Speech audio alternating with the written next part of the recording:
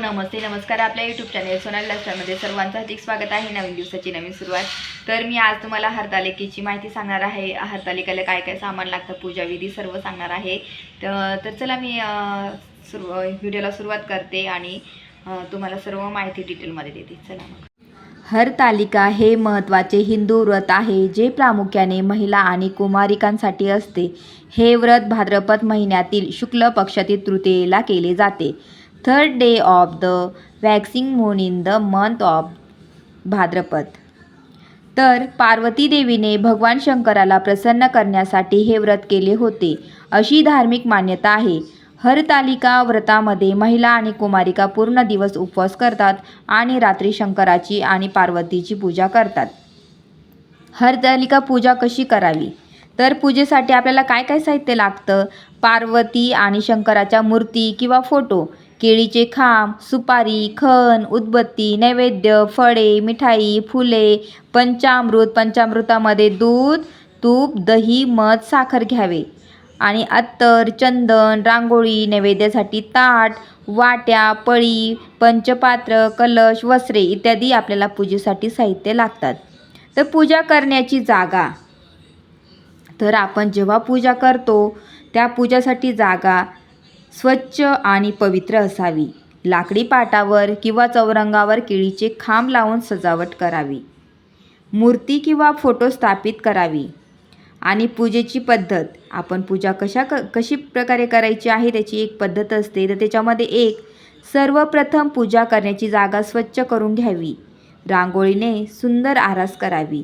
ती जागा अगदी छान स्वच्छ करावी आणि रांगोळी छान काढून घ्यावी तिथे. त्याच्यानंतर केळीच्या खांबाने चौरंगाला सजवावे. चारही बाजून केळीचे खांब बांधून आपण त्याला छान प्रकारे सजवून घ्यायचे आहे. केळीचे पानांनी सुशोभित अशी ती चौरंग सजवायची आहे किंवा पाट घ्या तुम्ही, तर तिथेच ती सजवून घ्या.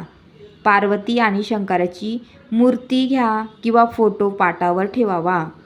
त्याच्यानंतर षोडोपचाराने पूजा करावी. धूप, दीप, उदबत्ती लावून नैवेद्य दाखवावा. विविध प्रकारची पत्री, पाने, फुले, फळे वाहवावी. तुम्हाला माहितीच आहे आपण विविध पत्री मिळतात ते जे बाजारामध्ये अवेलेबल असतात त्या पत्री आपण तिथे व्हायची आहे. हरतालिकेची कथा वाचावी आणि ह्या दिवशी हरतालिकेची जी कथा आहे ती आवर्जून तुम्ही वाचावी. त्याच्यानंतर ती पूर्ण कथा ऐकावी ह्या दिवशी आणि नंतर हरतालिकेची आपण आरती करावी. आरती झाल्यानंतर प्रसाद ठेवलेला आपण नैवेद्य वाटावा आणि मग रात्री आपण तो उपवास सोडू शकतो. ही पूर्ण पूजा तुम्ही करायची आहे ह्या दिवशी आणि पूजापत्री सर्व नीट तुम्ही आणायची आहे. त्याच्यासाठी लागणारे विविध साहित्य तुम्हाला मार्केटमध्ये भेटूनच जाईल. त्याच्यानंतर बघा, ही हरतालिकेचे व्रताचे महत्त्व. आपण हा हरतालिकेचा व्रत का करतो, कशासाठी करतो याचे काही महत्त्व आहे, तर ते महत्त्व जाणून घ्या तुम्ही. हरतालिका हे व्रत स्त्रिया आपल्या पतीच्या दीर्घायुष्यासाठी आणि अखंड सौभाग्यासाठी करतात. या व्रताचे पार्वतीला शंकरासारखा वर मिळाला. जेव्हा पार्वतीने पण हा व्रत केला तर त्यांना शंकर म्हणून हा नवरा पाहिजे होता, म्हणून त्याने हा व्रत केला आणि त्यांना शंकरासारखा वरसुद्धा मिळाला, म्हणून या व्रताचे पालन केले जाते. आणि तेव्हा त्यांना हा वर मिळाला. त्यांनी व्रत केल्यानंतर त्याच्यानंतर ही प्रथा पुढे सुरू झाली की महिलेने हा व्रत तिच्या नवऱ्यासाठी करावा किंवा कुमारिकांनी नवरा चांगला मिळावा याच्यासाठी करावा. हे पुढे लागू झालं आणि ते करत गेल्या. अविवाहित मुलींना चांगला वर मिळावा यासाठी हरतालिका हे व्रत मुलीसुद्धा आता करायला लागलेले आहे.